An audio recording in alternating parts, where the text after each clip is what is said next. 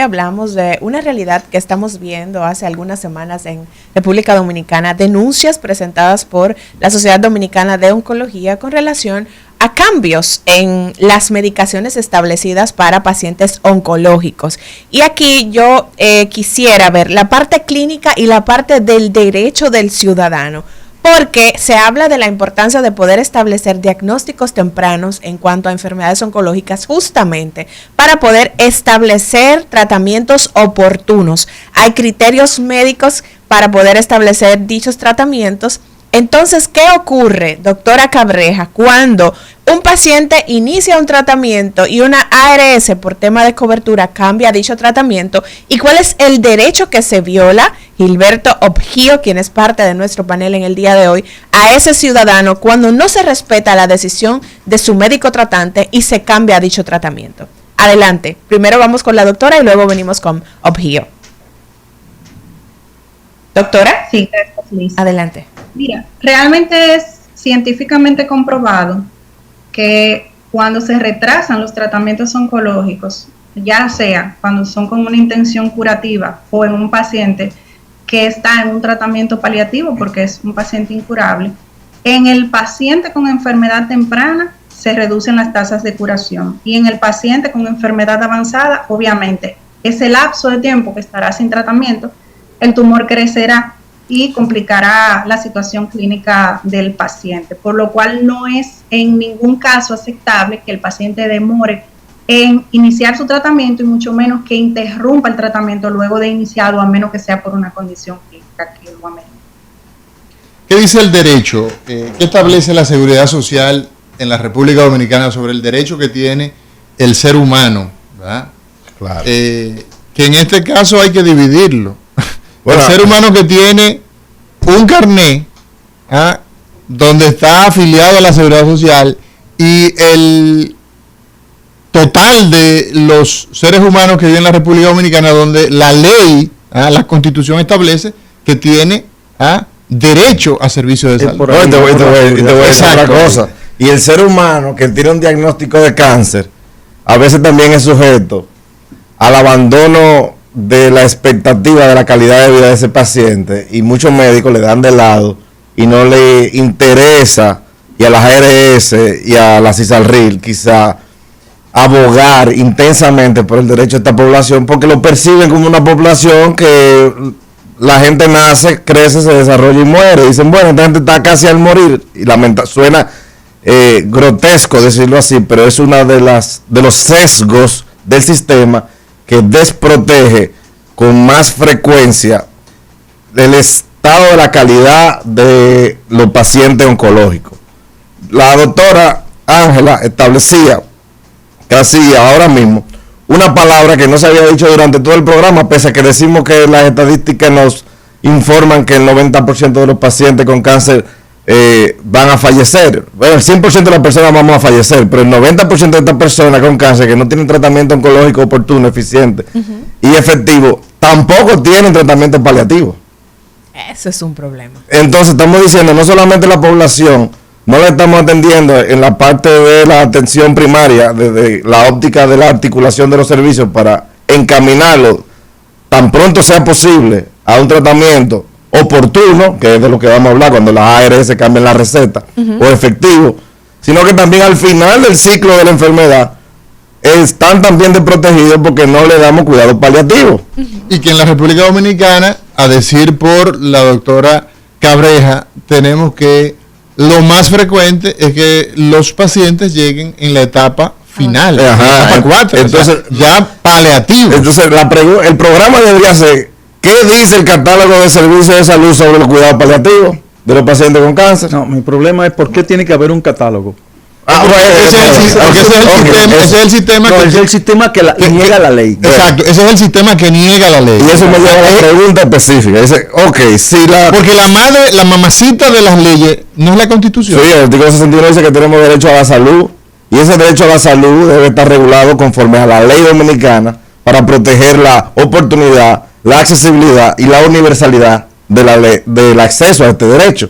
Quiere decir que cuando el Estado se organiza para que hayan ARS y le dice a esta ARS, ustedes tienen el derecho de imponer que del salario que a la gente le cobran, a ustedes le den, le dice también a esa ARS, ustedes tienen que a la persona atenderla conforme a lo que la medicina, que es otra de las leyes importantes en nuestro país, la 4201, dice es el estándar de cuidado. Entonces, si la medicina dice que la guía médica que los oncólogos deben seguir son el patrón de conducta, no puede también al mismo tiempo, y por eso quiero decir que debe ser inconstitucional, no puede ser al mismo tiempo coherente que un sistema coexista, un sistema que dice te tienes que llevar conforme a la medicina, y otro sistema que dice cuando la medicina te diga que le des esta medicina, si tú no la tienes en este catálogo que tú discrecionalmente, arbitrariamente controlas, no se la dé. No tiene cobertura. Entonces vamos a... Es una negación de la ley madre y del derecho universal que tiene cualquier individuo, el derecho a la vida. Y si me lo permiten poner en palabras sencillas, para mí, la ARS cuando modifica sin la autorización, sin el consentimiento o sin la información razonable al médico, si no coordina con el médico, compromete su responsabilidad civil, porque ese paciente... ¿Qué significa eso? ¿Qué es lo que significa? Muy bueno. ¿Qué significa? Sencillo, que el paciente que viva menos años, que compromete su responsabilidad civil, que tiene que pagar cuando la sentencia salga, que cuando la familia demanda al médico o al sistema de salud, la ARS es responsable también. ¿Por qué? Porque el médico le dijo, tómate este medicamento, y la ARS le dijo, no, ese no es el que va, es este, y no le pidió ni opinión ni le informó al paciente que al cambiar el régimen medicamentoso estaban recortando la capacidad de la efectividad del tratamiento. Y poniendo en peligro la vida de la persona. Naturalmente. Sí. ¿Y es legal eso, Obgio, que las ARS tomen deliberadamente la decisión de, bueno, este medicamento no está en cobertura, vamos a cambiarlo? Es un tema complejo porque tienen la facultad de modificar conforme al PBCS cuando son del mismo efectividad. O sea, se supone que ellos lo están administrando el costo, no pueden administrar tratamiento, no pueden cambiar tratamiento. En consecuencia, para mí es ilegal, es inconstitucional cualquier norma que le permita a una ARS constituirse en el médico y cambiar la receta que ya otro médico dio. Pero nuestra ley dice, nuestra ley, pero dice cosas. Dice que tú no puedes ser... La situación es la siguiente. Sí, un poquito más alto, por favor, Cabreja. Sí, ok. Me dicen si me escuchan bien. Ahora sí. Sí, la situación es la siguiente. No nos estamos restringiendo a un tema de que estamos indicando medicamentos fuera del catálogo. Lo que está fuera del catálogo está fuera del catálogo. Todos los médicos lo sabemos y se lo informamos al paciente, y hay vías para acceder a medicamentos fuera del catálogo. El problema del cambio de recetas es con medicamentos que están en el catálogo. Y que las ARS deliberadamente, cuando usted indica Pedro, le está dando Juan. Y en ese cambio de Pedro a Juan, están cambiando la dosificación. Entonces, si por ejemplo yo tengo un paciente que necesita tomar 1000 miligramos de aspirina y las pastillas vienen de 500, yo le indico al paciente, tómese 1000 miligramos de aspirina, 2 tabletas al día a las 10 de la mañana con agua. Entonces, cuando la ARS hace el cambio de la receta, le dan pastillas de 300. ¿Qué sucede? Que el paciente se está bebiendo 600.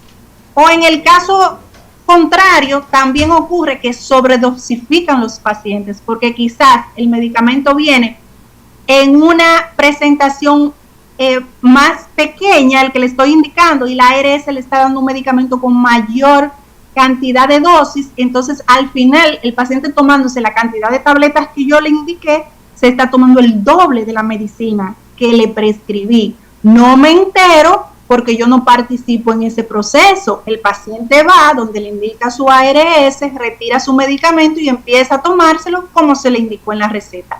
Ahí radica el problema del cambio de la receta. Entonces nos quieren hacer responsables a los médicos de iatrogenias que no son culpa del prescriptor, porque están violando las prescripciones. ¿Qué establece entonces Obgio? Gilberto Obgio, abogado y sobre todo un conocedor del derecho médico. ¿Qué se establece cuando el doctor García le indica a este paciente pregabalina 75 miligramos a cada 12 horas durante 2 meses, ¿verdad? Y entonces la ARS le entrega a ese paciente, por un tema de dolor de espalda, por ejemplo, le entrega a 25 miligramos en lugar de 75. Por una semana. Y se lo da por una semana. Hay que distinguir dos escenarios. Vamos a probarle. Yo se lo indiqué de una manera clara, ¿verdad? Sí, precisa, inequívocamente. Y le cambia entonces la asegura y exacto, y lo que establece la guía terapéutica. Ok, hay que distinguir dos escenarios porque estamos hablando de la vida real. Sí. Ok, en la vida real puede darse que el médico esté o no esté informado de que el paciente le dio la ARS esta respuesta, porque van a haber pacientes que van a volver donde el médico y le diga, mire, a mí lo que me aprobaron fueron esto. Entonces va a haber escenarios donde el médico va a poder orientar al paciente, y en ese escenario las cosas van a ocurrir mejor. ¿Por qué? Porque el paciente va a tener la opinión del médico sobre cómo modificar la dosificación o la efectividad. El riesgo está en los escenarios donde el paciente no vuelve donde el médico, donde la ARS no le informa al médico. Entonces, en ese escenario que se está violando la ley del paciente, se está comprometiendo la posibilidad de que un paciente no se cure y que sea una demanda o un amparo o una situación que se reclame en justicia. Y va a decir que va a ir a un tercer escenario donde el médico le dice al paciente, no, lo que la ARS te está diciendo que te tome no te conviene y no te lo puedes tomar, lo que te toca es este. Y la ARS le va a decir, de eso no hay y yo no te lo voy a comprar.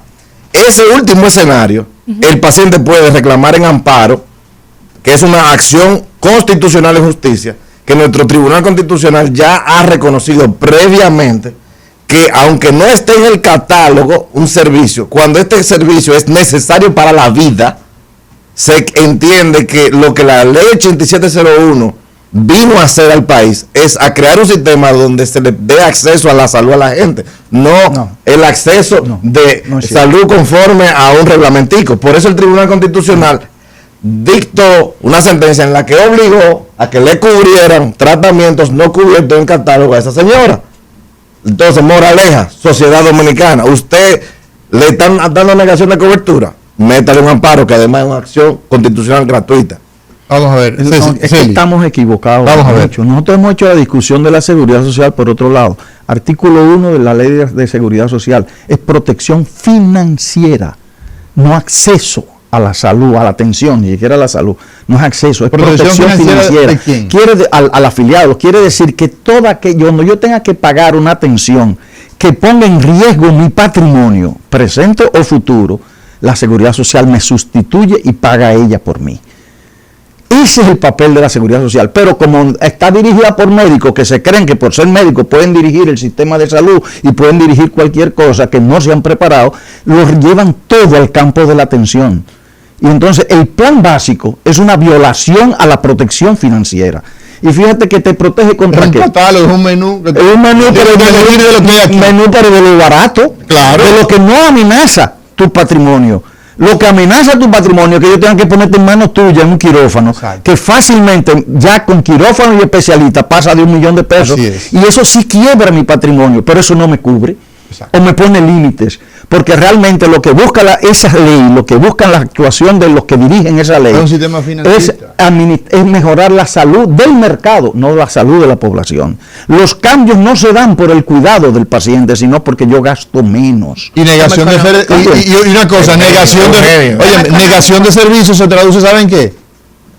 ¿En qué? En beneficio para la... Sí, porque es lo grande, que le entregamos un derecho público a una institución privada con fines de lucro y que gana más mientras menos te da. Por eso, negación de servicio equivale al aumento de su beneficio. La ley dice, porque fue una presión del Colegio Médico en ese momento, o Asociación Médica, yo creo que era, de que no puede haber verticalidad en los servicios. ¿Qué significa eso? Quiere decir que yo no puedo ser proveedor y asegurador al mismo tiempo. No puedo tener mis propias clínicas y soy yo. Sin embargo, cuando usted cambia un tratamiento, usted está ejerciendo la función de proveedor. Usted está haciendo de médico. Y entonces usted no puede porque la ley se lo prohíbe. Pero se ve claramente cuando ellos empiezan... Entonces, cuando se da esa situación, Obgio, que tú hace el papel. Tú puedes demandar. Ok, pero tú tienes aquí una realidad. Sí, de las primeras dos demandas que caigan, ya las otras van como avalancha. Claro, es que lo pasó con la aerolínea ahora que está todo el mundo demandando. ¿Perdón? Como está pasando con el tema de la aerolínea. Ajá. O sea, hay olas de conciencia social. Cuando comenzaron la demanda por la cirugía estética y la gente se enteró que había un condeno, entonces ya eso más o menos se fue arreglando y los consentimientos informados están en orden. Después vino la ola de la demanda por el tema de las aerolíneas, todo el mundo está demandando y lo mismo. Va a llegar un momento que la gente se va a dar cuenta que cuando la ARS le juega sucio, pueden poner una demanda y las ARS van a comenzar a decir, me sale mejor portarme bien que verme todos los días con una avalancha, porque es el espíritu de la ley. Finalmente la gente cumple con la ley, no es por la ley, es por el miedo a las consecuencias. La ley no cumple con su artículo 1. La ley de seguridad. La ley de seguridad no cumple, ella misma, porque la hicieron, el que hizo el artículo 1 sabe de seguridad social. Ese tipo debe ser premiado, o persona, hombre o mujer. Pero después de ahí, no. La negaron todo, se fueron al servicio, al sistema, a dar atención. Y es lo mismo que pasa con las aseguradoras. Yo te aseguro a ti que las aseguradoras no dominan la función de administrar el riesgo. Ellos administran la función de administrar el pago. Exacto. Y entonces lo hacen con un enfoque médico, porque yo te aseguro que me pusieron un tratamiento y dice un auditor médico, eso no es así. Y no tiene ni la competencia. Quizás que no tiene la competencia. Y viene y lo cambia. Lo que no aceptaría él que fuera su tratamiento.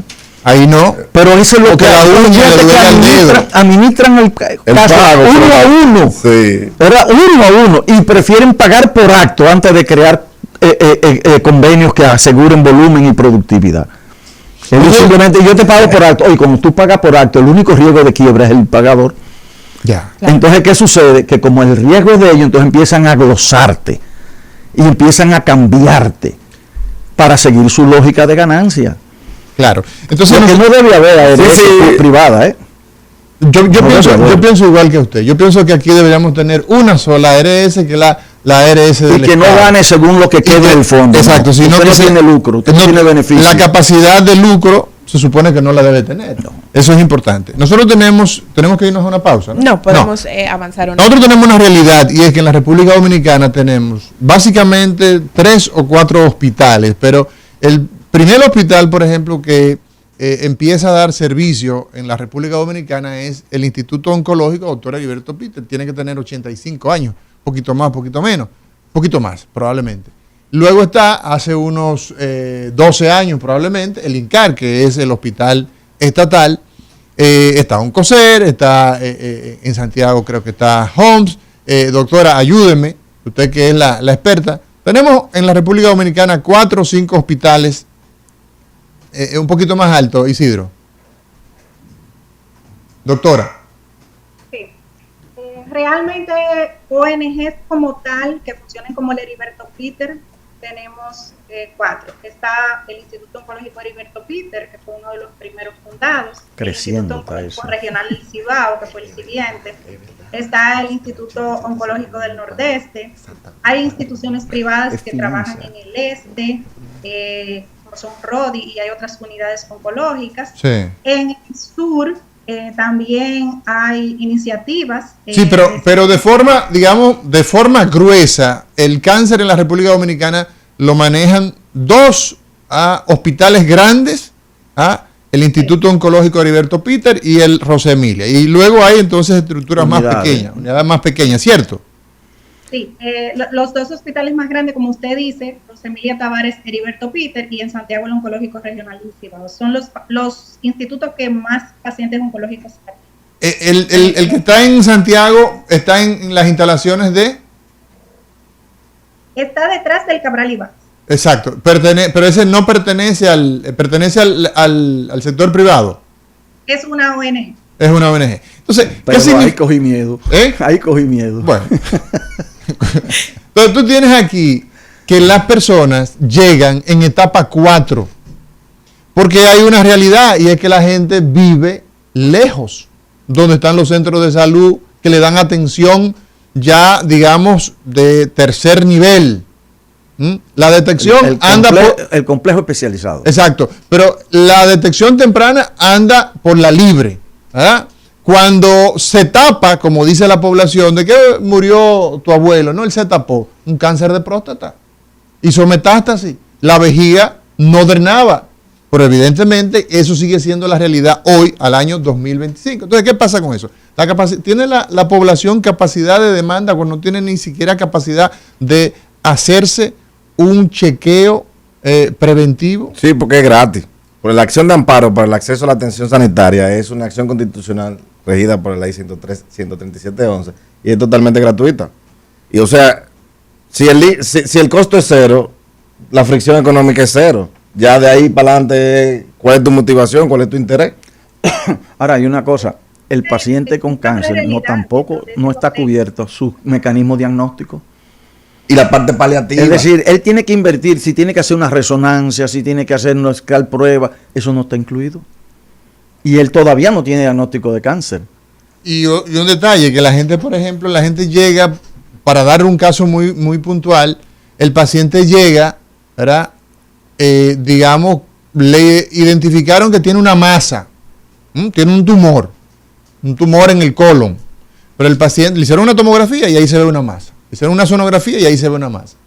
Cuando va al hospital oncológico, el hospital oncológico no puede darle tratamiento a esa masa porque todavía no tiene la biopsia, no tiene el diagnóstico. Se sabe que hay una masa y parece contraproducente, pero si el hospital oncológico se dedica a hacer diagnóstico, evidentemente que la fila le da 2 vueltas al país. Entonces eso significa que todavía se aleja más, porque la gente hace una inversión, coge para los 3 hospitales grandes, los 3 centros grandes, y entonces no puede recibir atención porque no tiene diagnóstico. Y la gente hace... Y para gestionarse el diagnóstico, como tú decías, Celi, se disparan los costos, porque tomar la biopsia tiene que sacarla del bolsillo. Y, o sea, en muchos casos. Y el tiempo para poder hacer el diagnóstico. Tenemos un algoritmo tonto para la forma de administración diagnóstica. Y eso me acuerda cuando cambió el esquema de escalera analgésica y se volvió un ascensor analgésico.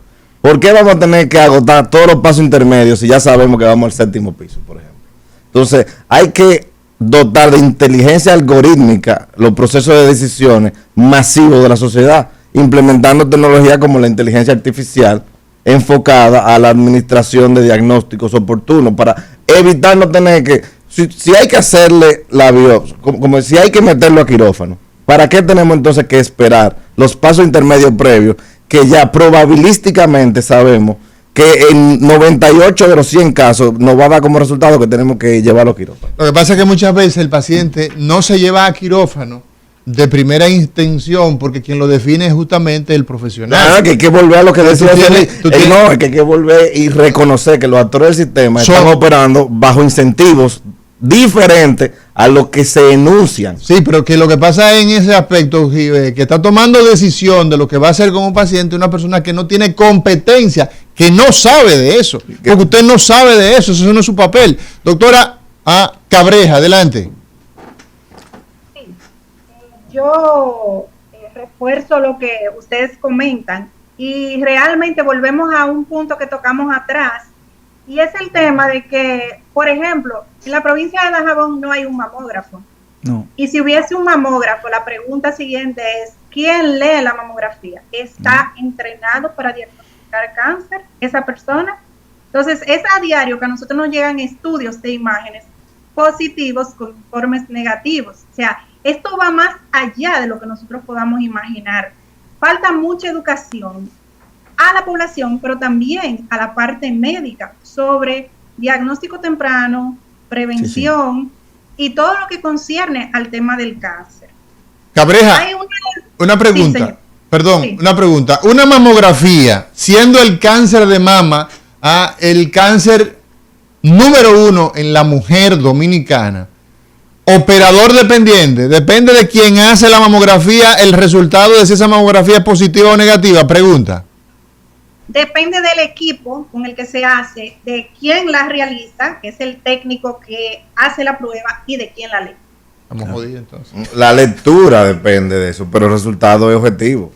No, porque la mamografía, si tienes un equipo malo y tienes un mal operador, entonces tú tienes una lectura complicada. Tiene un resultado erróneo. En las redes no solo circulan personas, circulan pruebas diagnósticas. Sí. Yo puedo tomar una imagen aquí y me la va a leer otro allá. Sí. Y puede ser con la tecnología que hay, que me lo lea al momento, sí, porque ya me lo puede enviar por medios digitales. Sí. Y yo puedo hacer eso. Y yo no necesito que viaje la persona, porque cada vez que viaja la persona, se aleja más de... Ahora, yo te digo a ti, si tú le dijeras al regional o al provincial del servicio, la cobertura es tanto de mamografía. No, yo no tengo mamógrafo. Invéntate, porque entonces tú sí tienes recursos, por no querer tener mamógrafo, gastas recursos en pagar pasajes para que vayan al sitio. Así es. Doctora Cabreja, complete su idea y discúlpenos. No, tranquila. Bueno, la idea era esa, que el asunto es bastante complejo, pues no es tan simple como realizarse el estudio. Hay unidades móviles que van a sitios remotos a hacer estudios, pero resulta que luego la lectura es muy tardía. A veces te llega el paciente ya con una lesión palpable y con un estudio de hace 6 meses que se realizó en una unidad móvil o en un operativo, que se pudo diagnosticar a tiempo, claro, que pudimos tener ese diagnóstico temprano porque teníamos las herramientas, se hizo el estudio, pero no hubo un flujo de seguimiento de ese estudio, no hubo una lectura correcta de ese estudio que pudiese interpretar el médico general como un tema de alarma y referirlo al nivel siguiente de atención para que ese paciente recibiera un diagnóstico oportuno. Entonces es bastante complejo el sistema que nosotros tenemos y tenemos que ir trabajando todos hacia el mismo objetivo, que es lograr que se puedan realizar en el país diagnósticos más tempranos, educando tanto a la parte médica, vuelvo y repito, como a la población. Hay muchos mitos, muchos tabúes. Las mujeres se ven los tumores en los senos, ya no estamos hablando de tumores tempranos cuando son palpables, y se quedan en casa con el temor de lo que le va a pasar, de que a otra persona vio que le dieron quimioterapia, de que le quitaron el seno, etcétera, etcétera. Entonces hay que ir desmitificando el cáncer y saber que esto le puede tocar a cualquiera, pero que lo podemos resolver cuando se aborda tempranamente. Hoy conversamos, lunes 17 de marzo año 2025, son las 11:33 en todo el territorio dominicano, la costa este de los Estados Unidos. Saludar a toda la gente que nos sigue, a la audiencia nuestra, no solamente en la República Dominicana, también a través de las plataformas digitales en YouTube. Ahí usted pues escribe Rumba FM y también www.rumba985fm.com. Hoy hablamos de pacientes oncológicos y ARS. ¿Quién decide el tratamiento? Gilberto Otgío, abogado especializado en Derecho Médico, el doctor José Celi, epidemiólogo, investigador, profesor de la Universidad Autónoma de Santo Domingo, y la presidenta de la Sociedad de Oncología Médica, la doctora Ángela Cabreja, nos acompañan en el día de hoy. Nos vamos a un cortecito y ya volvemos. Porque la salud merece respeto.